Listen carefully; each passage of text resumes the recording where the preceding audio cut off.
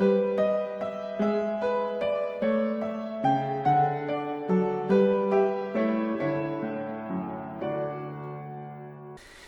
a orar, mis amados hermanos. Dios bondadoso, Dios de misericordia, Dios de toda consolación, el honor y la alabanza sea para ti. La gloria y la honra sea para ti siempre, Señor. Y es el privilegio de nosotros dártela con nuestros labios, pero también rogando, Señor, que lo podamos hacer con toda nuestra vida, con nuestro pensar, con nuestro desear, con las intenciones, con lo que deseamos, proyectamos, Señor, con lo que hacemos, bendito Dios, y dejamos de hacer. Es nuestra batalla, Señor, es nuestra lucha, porque somos llamados a realmente a vivir para gloria y honra de tu nombre, y es parte de esa batalla diaria que tenemos como hijos tuyos, también como a aquellos que pertenecen a tu iglesia, que han sido redimidos y que por lo tanto como extranjeros y peregrinos debemos, Señor, abstenernos de los deseos carnales que batallan contra nuestra alma, Señor. Y por eso aquí está nuestra vida, para darte toda gloria, alabanza y exaltación. Gracias por este día, día maravilloso, día de gracia, día de misericordia, Señor, porque es lo que dice tu palabra, Señor, que podemos acercarnos confiadamente ante tu trono de gracia para alcanzar más gracia y hallar más misericordia en este y cada día de oportuno socorro, Señor. Por eso te agradecemos, Señor, por permitirnos estar acá en este tiempo devocional, por permitirnos, Señor, estar en este momento disfrutando de tu benevolencia, porque cada día, Señor, está acompañado de todo ello, no solamente de tu perfecta y soberana voluntad de dejarnos vivir, sino que juntamente con ello nos das tantas gracias, tantas benevolencias, tantas bendiciones espirituales, Señor, que no queda más, Señor, sino agradecer y vivir en pos de ti. Por eso, qué bueno que ante nuestros continuos errores, ante nuestros vergonzosos y permanentes pecados, Señor, podemos contar con tus nuevas misericordias, Señor. Realmente el honor y la gloria sea para ti, realmente la alabanza y la exaltación, Señor, sea siempre tuya, y concédenos siempre estar ahí prestos a dártela, no solamente de labios, sino desde nuestro corazón, Señor. Gracias por darle vida a nuestras familias, aun cuando muchos de ellos no son creyentes, pero gracias por preservarlos, por cuidarlos, Señor, físicamente. Por favor, protégelos espiritualmente, atrayéndolos a tu reino, Señor, y poniéndolos a caminar con nosotros, y dando nosotros la dicha de verlos, Señor. Padre, gracias, Señor, por este día. En tus manos lo encomendamos, para que todos los quehaceres que tenemos, Señor, todos los proyectos que tenemos para hoy, planes, Señor, sean bajo la guía de tu Espíritu, Señor, y podamos tener esa actitud humilde de siempre estar procurando tu ayuda, Señor, pues ahí están nuestros pecados, Señor, tocando siempre la puerta de nuestro corazón para que le abramos, y muchas veces empujándola, Señor. Y si nuestra vida espiritual no está estable, no está creciente, esa puerta no estará bien cerrada ante el pecado, estará medio abierta, Señor. Y por eso también aprovechamos este momento para pedirte que nos perdones por nuestros pecados cometidos, por nuestras falencias espirituales, Señor. Perdónanos, santifícanos, límpianos, purifícanos, Dios de la gloria, porque necesitamos, Señor, no solamente de tu misericordia para ser lavados, purificados una vez más, sino también para ser fortalecidos y poder dar pelea, Señor, como debemos hacerlo. Aunque sabemos que al final, pues vamos a tener que estar otra vez ante tu trono de gracia, no solo agradeciéndote tu cuidado, sino pidiéndote perdón por nuestros pecados, Señor. Cuánto añoramos tu presencia y tu venida para que esta oración vergonzosa, Señor, se termine. Sin embargo, aun cuando esta oración esté acompañada de vergüenza, en el fondo agradecemos, Señor, que tu perdón todavía esté ahí para con nosotros. Ayúdanos a que cada día podamos dar una mejor batalla, una mejor pelea. Pero somos humanos y aún los pecados, hasta indirectos e inconscientes, lamentablemente nos acompañan. Pero con tu Espíritu, Señor, seremos ayudados cada vez más y más. Aquí estamos delante de ti, Señor. Toda gloria, toda honra, toda alabanza y toda exaltación sea para ti, Señor. Gracias por el devocional del día de hoy. Gracias por la lectura y la meditación que haremos a él, Señor. Seamos nosotros, Señor, confrontados y enriquecidos en ello. Por Cristo te agradecemos, Señor. Amén y amén. Septiembre 24. Palabras de vida, no de condena. No juzguen y no serán juzgados. No condenen y no serán condenados. Lucas 6:37.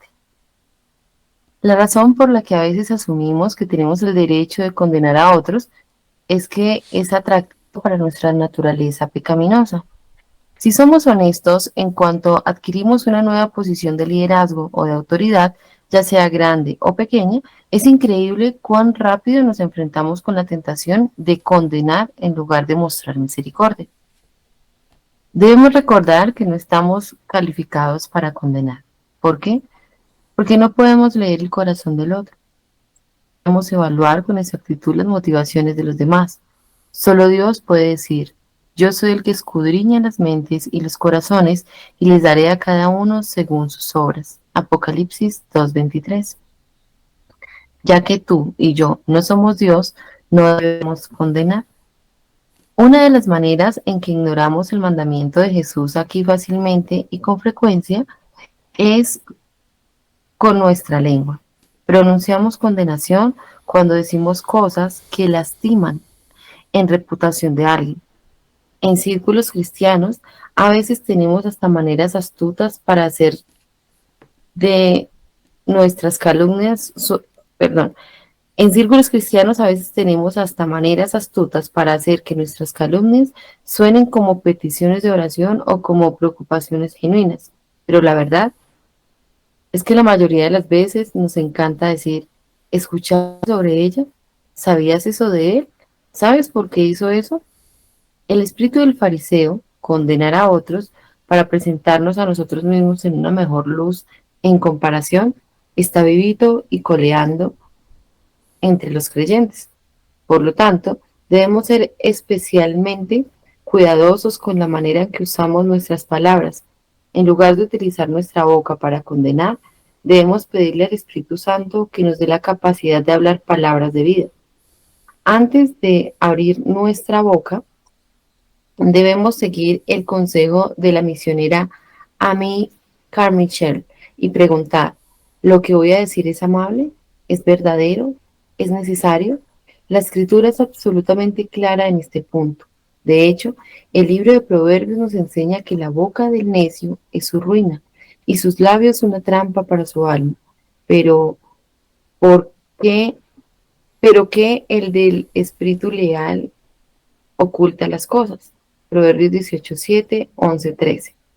En Jesús tenemos un Salvador cuya sangre nos limpia del pecado y de las palabras sin cuidado y de todo comentario condenatorio. Un Salvador que nos perdona la tendencia pecaminosa que se levanta en nuestro corazón y que intenta jugar un papel que solo le pertenece a Él. A la luz de esto, debemos arrepentirnos a diario de los pecados de nuestros labios y pedirle al Espíritu que nos dé un deseo renovado para que tanto las palabras de nuestra boca como la meditación de nuestro corazón sean aceptables a los ojos del Padre. Salmos 19:14, para meditar Lucas 6:37 al 45. Bueno, ahí tenemos un tema a veces un poco confuso para muchos, ¿sí? Que es el tema del juzgar, el juzgar. ¿verdad? Porque nos encontramos con que precisamente tenemos un texto aquí, ¿no? No juzguen y no serán juzgados. En conclusión, la premisa es, nadie puede juzgar a nadie. Pero luego también tenemos la palabra, también Cristo diciendo, juzgad con justo juicio. Ahora, la distinción entre el uno y lo otro, para que no mencionemos o no creamos que el Señor nos está confundiendo con estas palabras y por lo tanto la Biblia se está contradiciendo, es porque hay que tener en cuenta, o para eso hay que tener en cuenta que note lo que conecta con este mandato de Jesús. No juzguéis y no serán juzgados, no condenen y no serán condenados. Es decir, estas dos palabras, estas dos frases están conectadas. Es como si el Señor dijera, no juzguen en condenación para que no sean juzgados en condenación, ¿sí? Para que no reciban lo mismo. Y aquí es donde vamos a estar, obviamente, mirando un poco acerca de ello, o hablando de cuál es el centro de este texto, o qué es lo que el Señor nos está prohibiendo.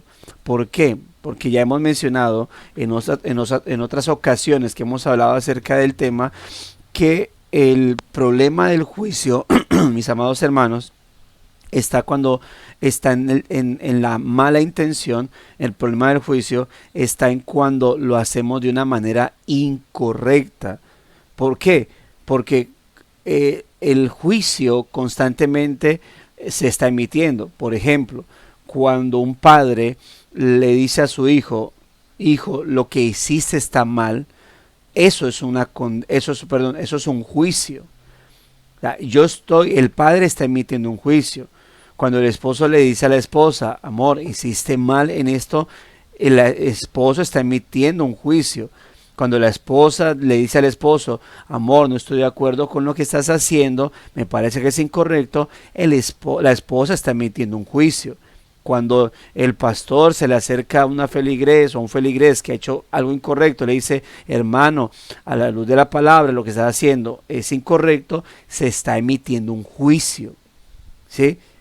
El problema, ojo, es que el juicio empieza a estar mal, y de antemano lo estoy diciendo, es cuando el concepto o la razón por la cual yo le estoy diciendo, o la base que yo utilizo para decirle a alguien que lo que está haciendo es incorrecto, es simplemente personal. Si yo le digo a alguien, a mí no me parece que esa blusa o esa camisa salga con ese pantalón, y yo le digo, ¿por qué? Porque a mí no me gusta. Eso es un juicio mal emitido, porque la base es su concepto. ¿Sí? Yo le digo a mi hijo, me parece que lo que está haciendo está mal. Bueno, el hijo en ignorancia tal vez va a decir, papá, ¿por qué está mal? Y él va a decir, y yo le voy a decir, porque no, a mí me parece, punto. Y no me responda que soy su papá. Yo estoy emitiendo un mal juicio porque no le estoy dando un argumento correcto a mi hijo, o un respaldo de ese juicio que estoy emitiendo. Y entonces ahí es donde les quiero dar el contexto de cuando yo estoy emitiendo un mal juicio, pero cuando puedo estar emitiendo algo correcto. Si yo le digo, una persona está mintiendo, y yo le digo, hey, estás mintiendo y estás mal en eso que estás haciendo, yo lo estoy juzgando. Pero cuando yo le digo, porque la Biblia dice que mentir es pecado, y la Biblia dice que nosotros no podemos mentirnos unos a otros ni a nadie, tú estás pecando, tú debes arrepentirte delante del Señor. Yo estoy emitiendo un juicio, le estoy dando argumentos bíblicos de por qué lo que está haciendo sí está mal hecho, y lo estoy llevando al arrepentimiento. Ahora, si yo le digo, tú estás pecando, tú no tienes perdón de Dios, tú eres si estoy hablando con un creyente, le digo, tú eres un destinado a condenación, entonces yo no solamente estoy pecando, estoy recontrapecando en lo que estoy haciendo, porque emití un juicio, y eso es lo que va a estar hablando el escritor, de repeso me puse en una labor de juez supremo para determinar incluso ya su estado final y eterno. Note, y aquí ya entro con el devocional. La razón por la que a veces asumimos que tenemos derecho de condenar a otros es que es atractivo para nuestra naturaleza pecaminosa. Si somos honestos, en cuanto adquirimos una nueva posición de liderazgo o de autoridad, ya sea grande o pequeña, es increíble cuán rápido nos enfrentamos con la tentación de condenar en lugar de mostrar misericordia.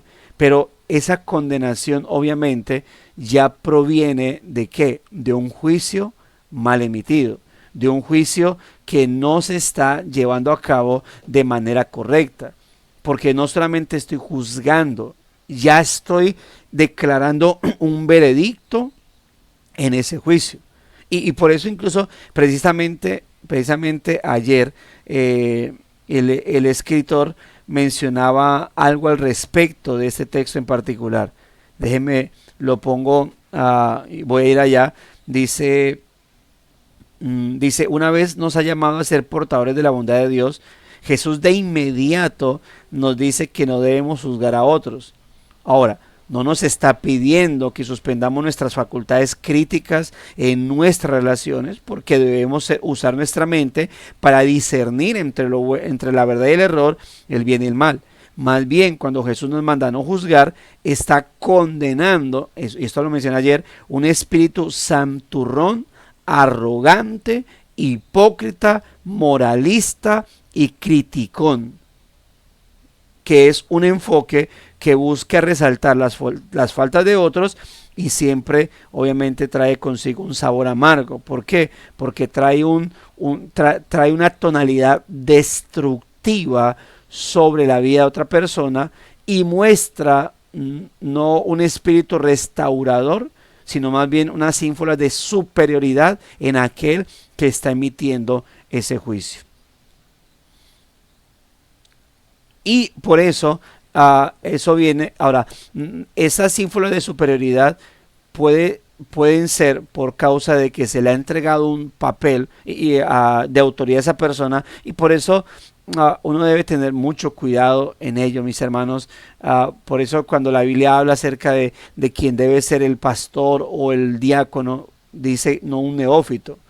Y no un neófito no solamente porque sea un recién convertido, sino porque debe ser una persona a la cual se le debe permear su vida espiritual, no sea que pueda estar bien en algunos conceptos o algunos comportamientos, pero en cuanto a la moralidad o en cuanto al conocimiento y madurez bíblica, tal vez tenga un concepto errado.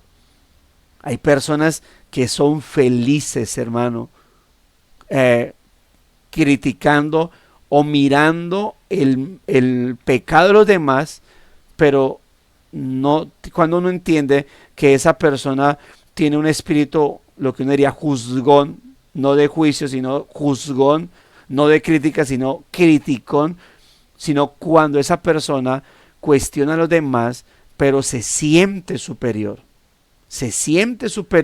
a los demás. Ahora, este estado de superioridad puede ser disfrazado con un espíritu de santidad a Jehová, con una fachada de santidad a Jehová, y por eso a veces ni siquiera nosotros, y ahí donde tenemos que cuidarnos, porque con facilidad, si alguien nos llama a algún error, podemos inmediatamente también nosotros formar una barrera y decir, ojo con ese espíritu juzgón y criticón. Y eso lo voy a mencionar ahorita, pero eso es algo que el Señor pesa a los corazones, y creo que nosotros debemos ser muy conscientes, examinar cuando yo voy a llamar a corrección a alguien, porque es un llamado de todos. O sea, la Biblia dice que si yo veo a mi hermano pecar, debo restaurarlo, y para restaurarlo primero tengo que decirle que ha pecado. Pero, hermano, si usted debe ser honesto, hermano o hermana, debe ser honesto de que si la forma en como usted va a abordar a ese hermano o hermana que ha pecado es bajo la base de su moralidad, de que usted se cree mejor porque no está haciendo lo que está haciendo, lo que esa persona o ese hermano está haciendo, yo le voy a decir algo, déjele esa labor a otro, porque usted no va a restaurar, porque usted va a aplastar, porque usted no va a llevar a la gracia, usted va a causar terror, usted va a causar temor y no va a restaurar. Porque incluso si leemos o si estudiamos la disciplina eclesial, usted va a notar que la disciplina eclesial apunta siempre a la restauración. Y cuando ya la disciplina eclesial termina en la condenación, en la expulsión de un miembro, cuando como se dicen, los cartuchos de restauración, de llamado arrepentimiento se han agotado de parte de una persona, de parte de testigos y de parte de toda la iglesia que debe estar interviniendo llamando al arrepentimiento. Cuando todo eso es agotado y la persona lo único que ha mostrado es que sabe que está pecando pero no quiere arrepentirse, es ahí donde entonces la iglesia emite: ténganlo por gentil y publicano. Ya.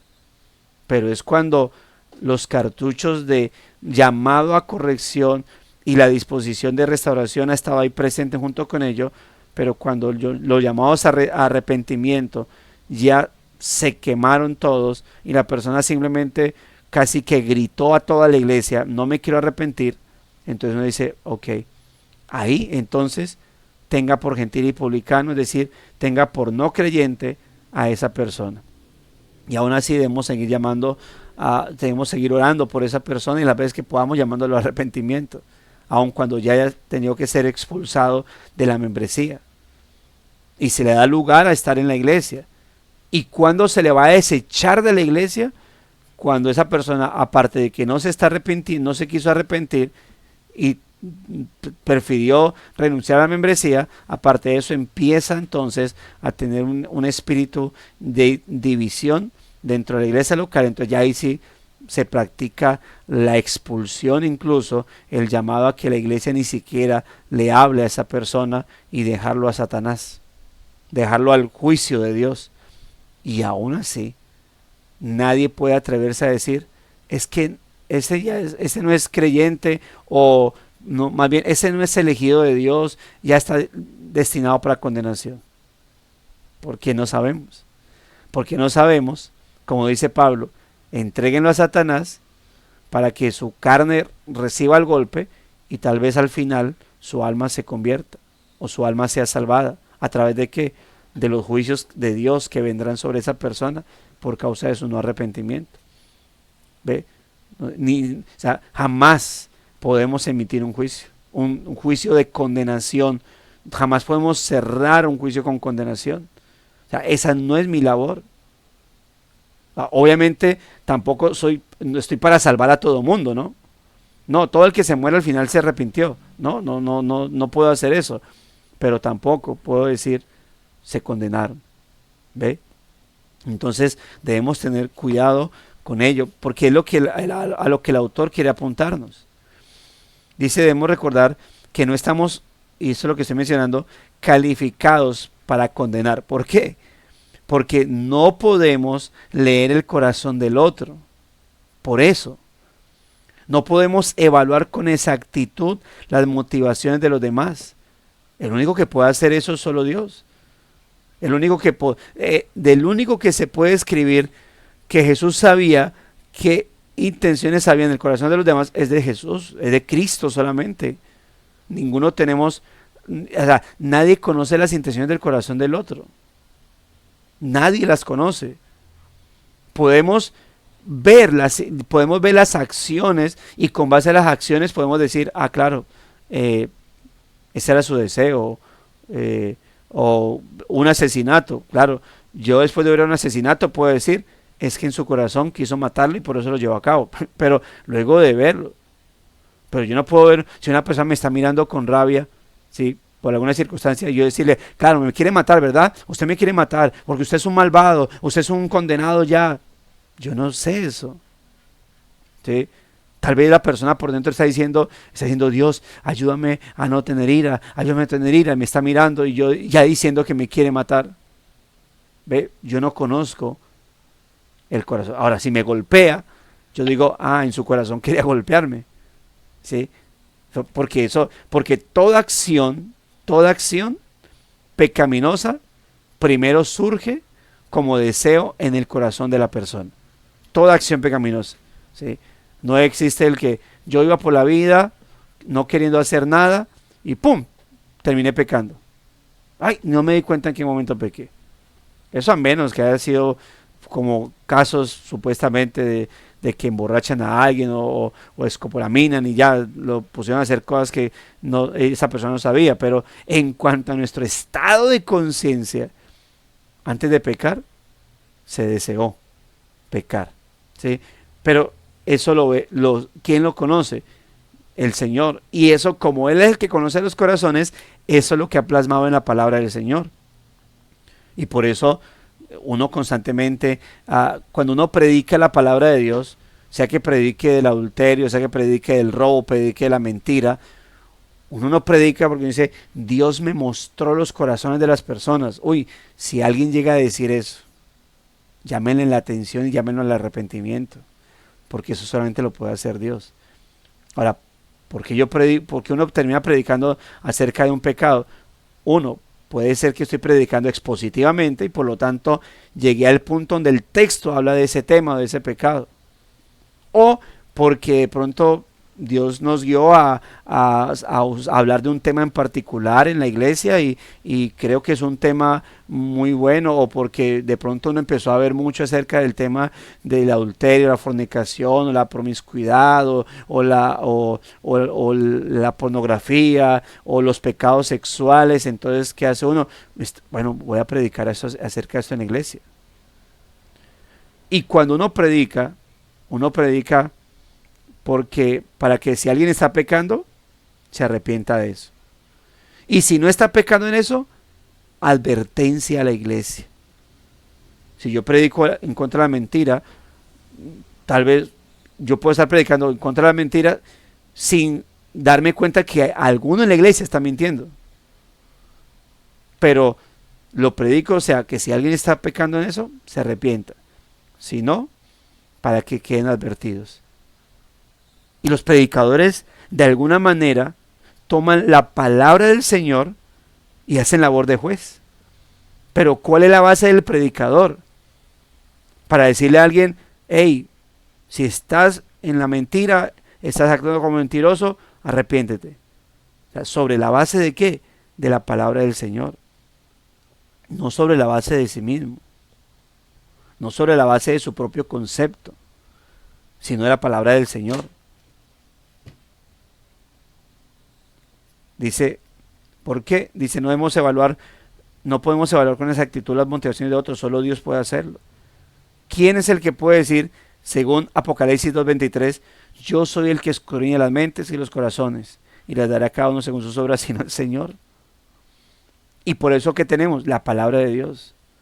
Porque la palabra de Dios, como dice Hebreos 4:12, es bioeficaz y es más cortante que espada de dos filos y penetra hasta partir el alma, el espíritu, las coyunturas y los tuétanos y discierne los pensamientos y las intenciones del corazón. Eso lo hace la palabra del Señor. Por eso el predicador debe ser bíblico, para que sea un buen predicador, para que lo que exponga es la palabra del Señor. Y entonces puede decir, la Biblia dice eso. No, a mí me parece que el que no hace usted es porque está haciendo esto, lo otro, porque a mí me parece, yo creo que tal cosa. Hermano, si eso no tiene un sustento bíblico, entonces el predicador se vuelve en un juzgón y criticón, en vez de alguien que por la palabra está emitiendo juicio correcto y por lo tanto haciendo una crítica constructiva. Yo llegué a escuchar que las críticas no eran constructivas, sino siempre destructivas. No, eso es falso. Porque al final cuando juzgas y dices a alguien, eso está mal hecho, tú estás criticando eso, ¿sí? Pero si le dices, esto está mal hecho porque la fórmula o porque la forma, mira, que es de esta manera, y solo mencioné ayer, creo, entonces yo estoy criticando, pero con un objetivo constructivo. Si yo le digo, uy, esa cosa tan fea y me voy, eso es ser criticón. Y el criticón siempre busca destruir y de alguna manera porque se siente superior a los demás. Si yo le digo a mi hijo, te estás portando mal, deja de ser desobediente, y me voy. Yo tengo que sentarme con él para decirle, mira, eso que estás haciendo está mal hecho. Y si lo haces, te estás portando mal delante de los ojos del Señor. Porque la Biblia dice, en alguna ocasión hablaba, recuerda que acerca de la utilidad de la palabra, que es toda la escritura inspirada por Dios, útil para redarguir, para corregir, para enseñar, para redarguir, para corregir, para instruir en justicia. Y les decía que redarguir y corregir son dos cosas. Bueno, enseñar, redarguir, corregir, instruir, esos son eslabones. Pero les decía acerca de la relación entre redarguir y corregir.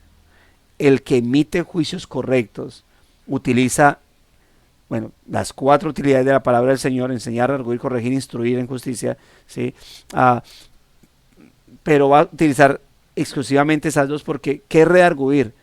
Mostrar el error. Eso es redarguir. Decirle a alguien que lo que está haciendo está mal hecho a la luz de la palabra. ¿Qué es corregir? Mostrar el camino que se debe tomar. ¿Ve? Por eso están conectadas, una seguida a la otra. No debo separarlas, porque yo no puedo decirle a alguien que está haciendo mal, pero no decirle cómo hacer bien. No puedo decir, ese no es el camino. Si alguien me dice, me he perdido, ¿sí? O yo le pregunto a alguien, mire, es que estoy buscando esta dirección, ¿sí? Me dice, uy, no, está perdido, y se va. O sea, él me redarguyó, pero me dejó a la incierta. Y al dejarme así, yo puedo pensar, pero si estoy perdido, o sea, si estoy mal, o el que está mal es él. Si no me da argumentos, él no solamente está emitiendo un mal juicio, sino que me pone a dudar si eso es correcto o no. Pero si él me dice, uy, no, está perdido, porque esta es tal, y usted está buscando tal, y eso queda hacia allá, entonces no te vea, mire, usted va sumando, va contando, y se va, y llega. Ok, me redarguyó, ¿y qué hizo? Me corrigió también. Y eso es lo que debemos hacer. El criticón, el que emite malos juicios, no corrige, solamente cuestiona, condena, ¿sí? Solamente tilda o plasma, sella con el pecado que él, según él se está pecando, y puede ser que sea cierto, pero él no restaura, él no edifica, y ese es el problema.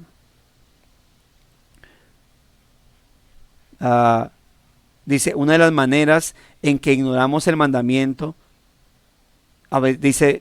termina luego de citar Apocalipsis 2:23, dice, ya que tú y yo no somos Dios, no debemos condenar.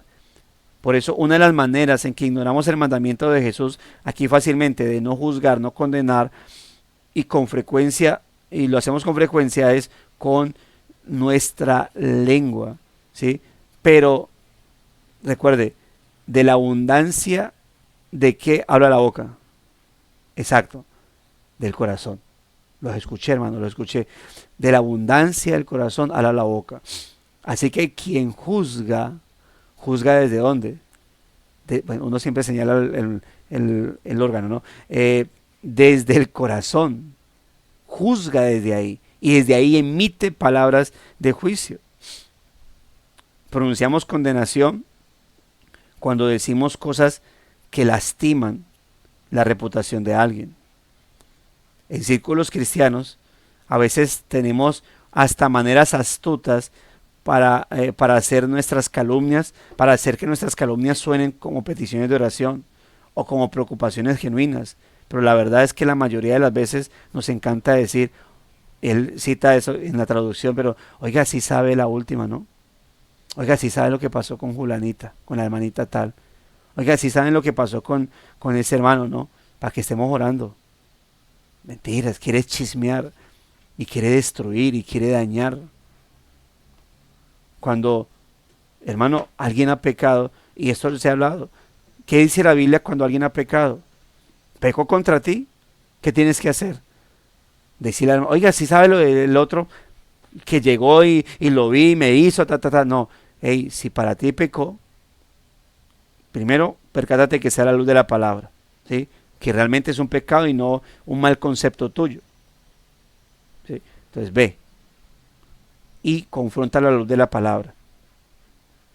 Si tienes un texto bíblico realmente, si a la luz de la palabra has corroborado que él pecó y pecó contra ti, entonces debes ir y pedirle y llamarlo al arrepentimiento a la luz de la palabra. Si tú entiendes, estás seguro que él pecó a la luz de la palabra, pero no se ha arrepentido, luego de tus insistencias una y otra y otra y otra vez, entonces, ¿qué debes hacer?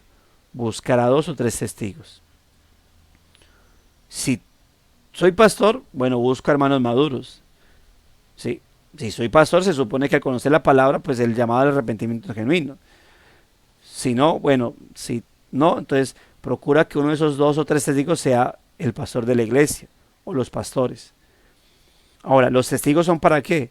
No es para decirle, mire que pecó contra mí, vamos a cogerlo en gavilla. No, es para decir, hermanos, es que este hermano pecó contra mí. ¿Sí? Yo quiero que ustedes estén presentes ahora en el momento en que yo lo llame arrepentimiento. Y cuando yo vaya ante con esas personas, le digo, hermano, viene con esos testigos porque delante de ellos te voy a llamar a arrepentimiento. ¿Sí? Entonces ellos van a estar ahí como testigos de otra vez su llamado al arrepentimiento.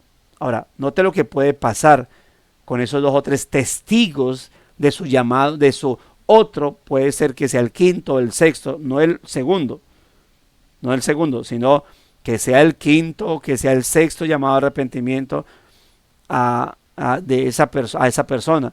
Ahora, los testigos están ahí para corroborar que ese llamado al arrepentimiento sea genuino, que ese llamado, que esa corrección que se le está haciendo sea correcta, porque los testigos van a mirar si tal vez, si es cierto que el hermano pecó y debe arrepentirse, porque si durante las 5 veces o 4 veces que se le ha llamado al arrepentimiento, los testigos se dan cuenta que en realidad el que está mal es el que está llamando al arrepentimiento, van a decir, hermano, pero tú le estás diciendo que se arrepienta de eso, pero ¿y tú cómo sabes que él pecó eso? No, porque yo creo que porque tal vez puede ser que alguien perciba desde el corazón o esté ya cuestionando la intención del corazón.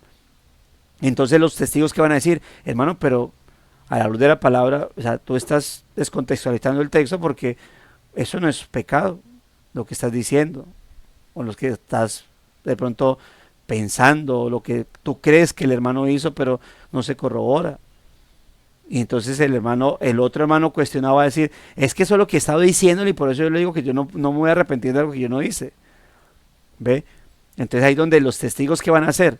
Van a secundar el llamado al arrepentimiento o van a decir, hey, espérate, no, creo que hermano el que estás mal eres tú. Porque eso, a la luz de la palabra, creo que no es pecado. Porque mira que la Biblia dice y empiezan a buscar en la Escritura. Y entonces tal vez con esos testigos se llegue a dar cuenta de que en realidad el llamado al arrepentimiento era incorrecto.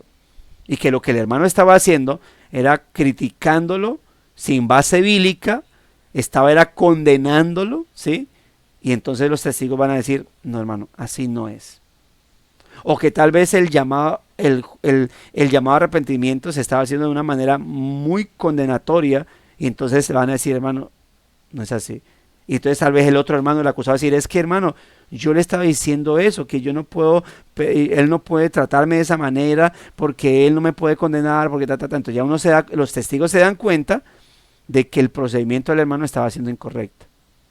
Y para eso son los testigos. Los testigos no es para juntar un grupo de gavilleros para ir a atacar al otro. Es para que decirle, hermano, es que tengo un problema con el hermano, que para mí pecó, yo quiero que ustedes estén ahí presentes. Y ahí es donde los hermanos se van a dar cuenta qué es lo que está ocurriendo. Por eso, si el hermano que está llamando a arrepentimiento no es un no es el pastor, entonces lo que se espera es que uno de esos testigos, 2 o 3 testigos, a quienes el hermano va a colocar ahí, aparte de hermanos maduros, uno de esos sea el pastor, porque se supone que el pastor es alguien maduro para tratar esos asuntos en particular. ¿Sí?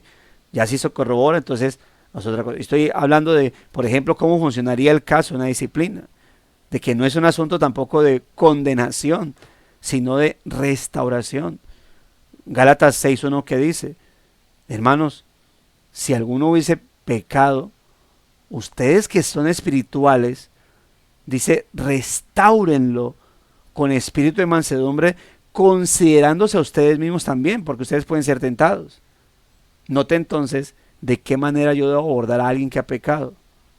No con condenación, eso es un mal juicio, sino con restauración. Y cuando yo ya lo llamo arrepentimiento, estoy juzgando. Estoy diciéndole, has pecado. Eso es juicio. Pero cuando detrás del juicio es, pero puedes arrepentirte, hermano. La Biblia dice la misericordia, la gracia, el perdón de Dios. Entonces, ese juicio es correcto. Porque estoy restaurando, estoy construyendo algo que se deterioró al pecar él. Estoy ayudando a que sea otra vez restaurado, construido, edificado. Pero, ¿qué pasa? Cuando las personas disfrazan simplemente para murmurar. No, si sabe que ese hermano, uy, ¿cómo así? ¿Y usted qué dijo? ¿Y el qué hizo? Y por aquí, por acá. Hermano, cuando alguien diga, hermano, no, si viera lo que me hizo Julano de tal. El hermano tal, sí. Ok, lo que te hizo está mal, sí. Listo. No sé, o sea, antes de que él cuente, ¿tú crees que lo que hizo está mal? Ok, sí. ¿Ya hablaste con él? No, no, aquí quiero comentarle a usted para desahogarme. Hermano, ¿ya hablaste con él? Porque antes de yo saberlo, él debe saberlo, él debe ser confrontado a la luz de la palabra. Lo que yo puedo hacer es, uno, no permitir que él riegue su pecado, la iniquidad del otro, sino decirle, hermano, ahora lo que tú tienes que hacer es hablar con él, pero recuerda la restauración, recuerda que decir con espíritu de mansedumbre, con un objetivo restaurador, recuerda que debes ir ante el hermano o ante la hermana con el propósito de que él pueda entender que lo que pecó es que él pecó porque la Biblia sí así lo corrobora y tú lo vas a llamar al arrepentimiento y vas a ofrecerte en ayuda para restaurarlo. ¿Sí?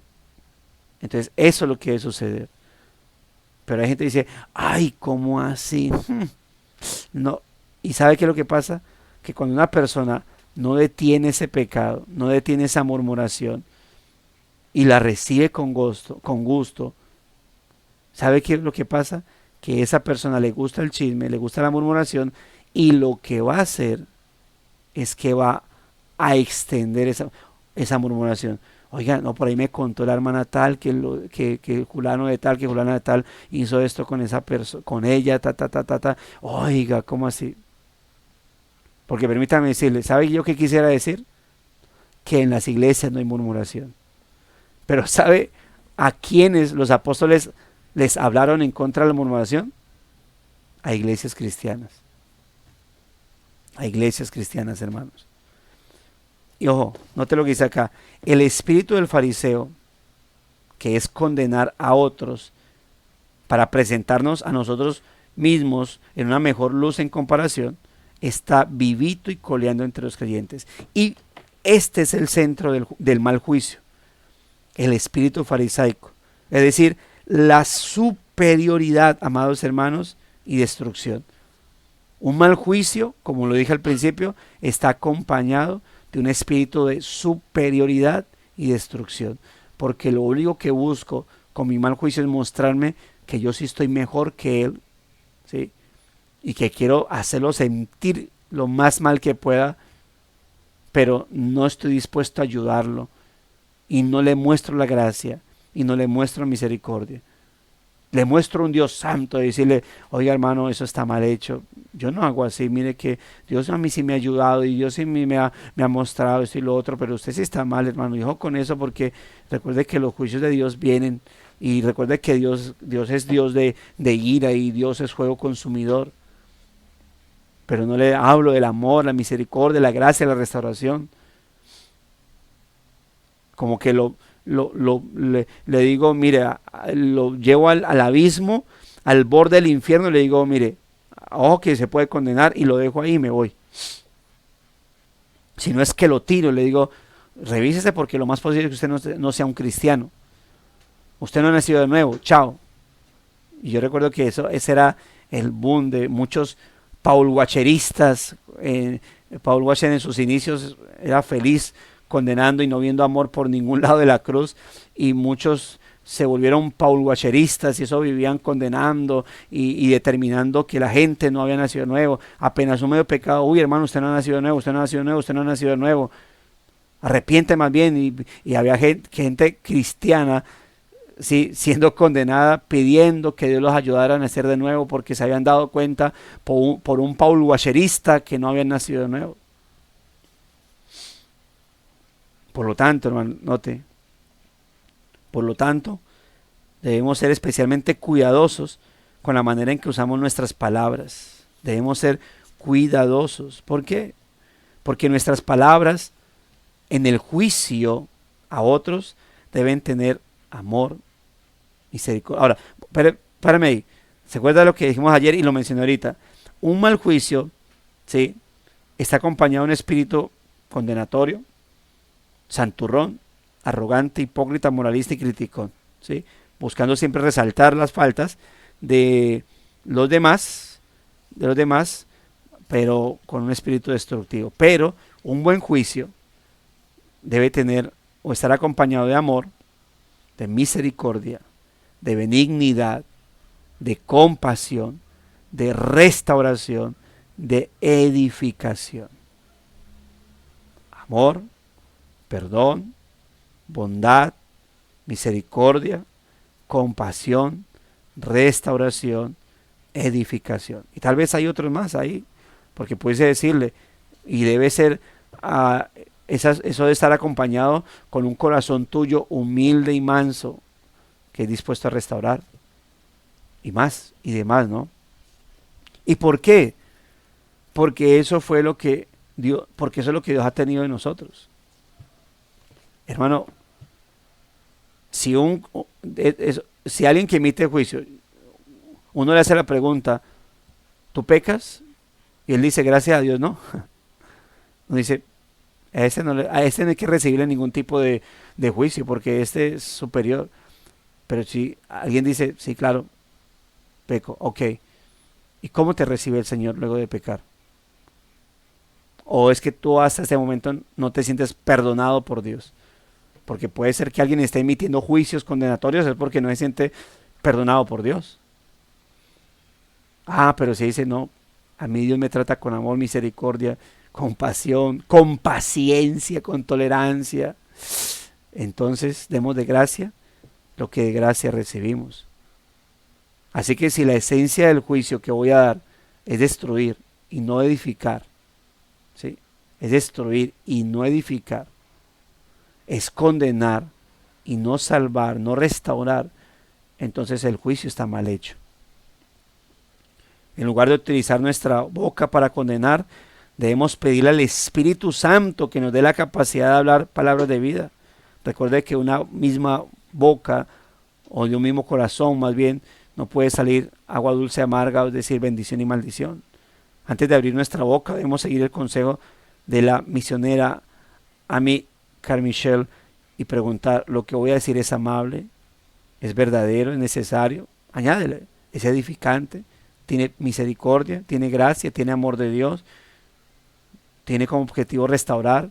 Y si voy a redarguir, ¿está acompañado de la corrección y de la instrucción?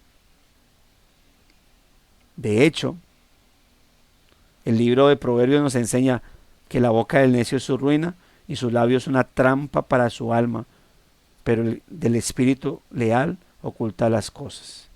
Y aquí debemos obviamente resaltar también que si el juicio es correcto, si la corrección es amorosa, misericordiosa, edificante, entonces, ¿cómo debe recibirlo la persona? Con humildad, con aceptación. Porque puede ser también que así como tenemos criticones, santurrones, juzgones, condenones, condenadores por excelencia, más no respaldados por Dios. Puede ser que tengamos personas que juzguen correctamente porque están llevando el arrepentimiento, porque están llamando a la restauración con Dios, porque están recordando la misericordia y la gracia de Dios, pero tengamos personas duras que no quieren ser restaurados o no quieren reconocer su pecado. Son personas orgullosas, son personas soberbias, saben que están mal, pero no quieren que nadie los juzgue, que nadie los cuestione. Y ese es otro problema. Y es ahí donde también, ojo, porque si tal vez tú estás en ese momento diciendo, sí, sí, pastor, tienes razón, amén, eso hay un poco de juzgones, criticones, esa gente que se cree quién sabe lo más, y, hey, espérate, pero, ¿y a ti te gusta ser corregido? Y debes examinar tu corazón, porque hay personas que apenas le dicen, hermana, eso no está bien hecho, porque la palabra, ay, ahora, no, pues, ¿quién se cree usted? El santo, el perfecto. Y dice, hey, hermano, hermana, a la luz de la palabra te estoy diciendo porque eso no está correcto. A la luz de la palabra te estoy diciendo. No, usted no me puede condenar de esa manera. Y empiezan a hacer escándalo, esto y lo otro y por aquí. Entonces ya que uno dice, ¿o qué están mostrando? Que quieren cubrirse, quieren cubrir su soberbia, su orgullo de no ser edificados, cuestionando y juzgando al otro. Entonces, ellos quieren tildar de criticones o condenadores y mal, sí, ¿cómo se dice? Sí, mal dadores de juicio, perdón que no encontré la palabra correcta, mal emisores de juicio, ¿sí? Juzgando ellos a esas personas. Entonces, ellos dicen, usted me está juzgando, usted no sabe juzgar, usted es un criticón, y a la vez, en realidad, quienes están juzgando mal son ellos. ¿Por qué? Porque quieren ocultar su pecado, quieren defenderlo, no se quieren arrepentir por su orgullo, por su soberbia. Así que, bueno, cuando hay un buen juicio, cuando hay un buen llamado de arrepentimiento acompañado de sabiduría bíblica, acompañado de misericordia y de gracia, entonces, ¿qué deben hacer las personas? Deben atender el juicio, la corrección y arrepentirse. En Jesús, hermano, tenemos un Salvador cuya sangre nos limpia del pecado, de las palabras sin cuidado y de todo comentario condenatorio. Un Salvador que nos perdona de la tendencia pecaminosa que se levanta en un corazón y que intenta jugar un papel que solo le pertenece a Él. A la luz de esto, mis hermanos, ¿qué debemos hacer? Debemos arrepentirnos a diario de los pecados de nuestros labios y pedirle al Espíritu Santo que nos dé un deseo renovado para que tanto las palabras de nuestra boca como la meditación de nuestro corazón sean aceptables a los ojos del Padre. Y para que entonces, cada vez que vayamos a emitir un juicio, corroboremos que nuestra base no es mi concepto, no es mi percepción, sino la palabra de Dios, la palabra del Señor.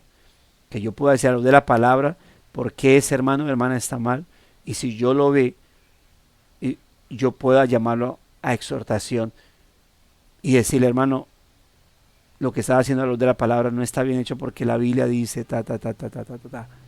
¿Sí? Pero contextualizado, ¿no? Contextualizado. ¿Y qué? Y llamarlo y decir, hermano, pero estoy ahí para decirte recordarte que aunque pequemos, abogado tenemos para con el Padre, a Jesucristo el justo, y que si es una lucha, una debilidad tuya, y necesitas un acompañamiento en oración, yo puedo estar ahí acompañándote a orar, puedo estar ahí acompañándote espiritualmente, sobrellevando tu carga a través de la oración. Si tú quieres, puedo estar ahí, si tú lo deseas, pero sí, mi deber como hermano en la fe es decirte, no está bien eso, hermano. Mira, el Señor nos llama a andar correctamente, y a que acudas al trono de la gracia y pidas al Espíritu Santo que te ayude. Yo estaré orando por ti. Si quieres que te acompañe o no, igual voy a estar orando por ti y a pedirle a Dios que su Espíritu esté ahí como tu consolador y ayudador para llevarte por el buen camino. Pero si te digo, pide ayuda, sea que quieras tomar la mía o no, pide ayuda espiritual, porque la necesitamos todos para poder vencer esos pecados. ¿Ve? Es diferente decir, hermano, arrepiéntate porque vas camino al infierno. No, eso no lo podemos hacer nosotros, hermano. Por eso, no juzguen, no serán juzgados, no condenen y no serán condenados. Y por eso el título del devocional, ¿cuál es? Es palabras de vida, no de condena. ¿Sí? Entonces hay una diferencia entre juzgar a la luz de la palabra para restaurar, para redarguir y corregir, y juzgar según mi concepto superior para destruir la persona. La Biblia nos dice a nosotros, juzgad con justo juicio. Y Pablo dice que la iglesia tiene la labor de juzgar, pero cuando Pablo habla acerca de esa labor de juzgar, mi amado hermano, Pablo lo habla desde el sentido correcto de la palabra del Señor. ¿Sí? Entonces, hermanos, tengamos cuidado con los malos juicios y pidámosle más bien ayuda al Señor que nos ayude a juzgar de manera correcta. La iglesia juzga a la luz de la palabra del Señor para restauración.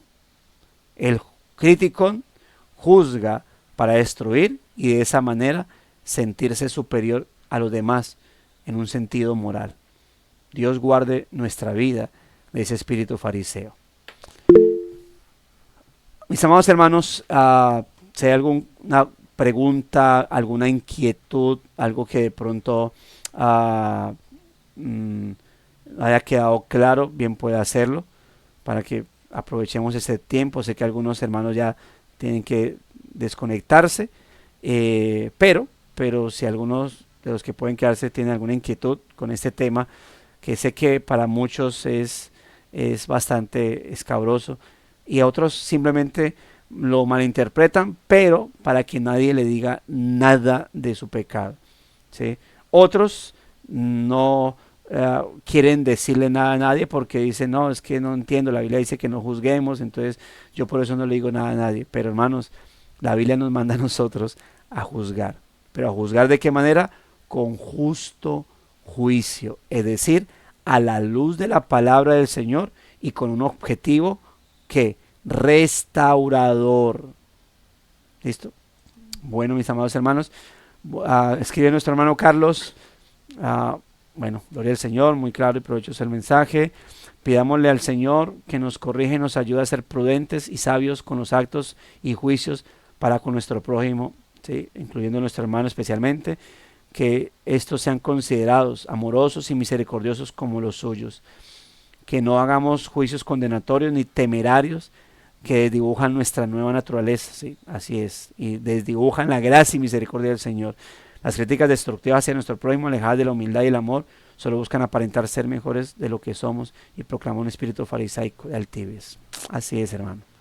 Buen comentario para terminar. Bueno, mis hermanos, vamos a orar entonces. Padre, bondadoso, gracias por esos temas, Señor, que confrontan, por un lado, a los que pareciese que les gustara emitir juicios condenatorios, pero también confrontan a aquellos que no les gusta ser juzgados, ni siquiera de manera correcta, porque es un llamado para ambos, para hacer las cosas de manera santa, guiados por tu palabra, Señor, y también nos llama a dejarnos redarguir y corregir por aquellos que utilizan la sabiduría de Dios para hacerlo. Y es el llamado, los unos para con los otros. Es el llamado, como dice la palabra, a exhortarnos los unos a los otros, motivándonos al amor y a las buenas obras, entre ellos a la vida congregacional. Así que ayúdanos, Señor, a ambos tipos de personas. Y ayúdanos a juzgar de manera correcta, porque si nuestro hermano está pecando, el no decirle nada es un acto falto de misericordia, es un acto falto de amor. Cuando nuestro hermano ha pecado, nuestro llamado es restaurarlo. Y para restaurarlo debemos decirle que se ha portado mal ante los ojos de Dios y debemos mostrarle a la luz de la palabra porque lo que está haciendo está incorrecto. Pero debemos mostrarle la senda de restauración, el camino a la corrección e instruirlo en justicia a la luz de la palabra. Así que ayúdanos, Dios. Danos sabiduría, sabiduría de lo alto, porque nuestra sabiduría humana tiende a llevarnos a la superioridad y a hacernos creer mejor que los demás. Y por eso, Señor, ayúdanos a despojarnos de ese tipo de sabiduría y más bien tomar la sabiduría y rogar por ella que viene de lo alto, pedir la guianza del Espíritu Santo para que podamos nosotros, bendito Dios, siempre ser guiados por Él. Porque cuando somos guiados correctamente por el Espíritu Santo, Él nos guía es con la palabra, nos guía con la palabra. Así que ayúdanos, Dios, a ser esas personas que estamos siempre prestos, no solamente a instruir, a redarguir y corregir con la palabra, sino también a ser enseñados, redarguidos, corregidos e instruidos a la luz de la palabra, porque eso es algo mutuo, Señor. Perdónanos si hemos tenido espíritus farisaicos, Señor, con juicios condenatorios. Perdónanos si juicios que hemos hecho, Señor, han sido para destrucción.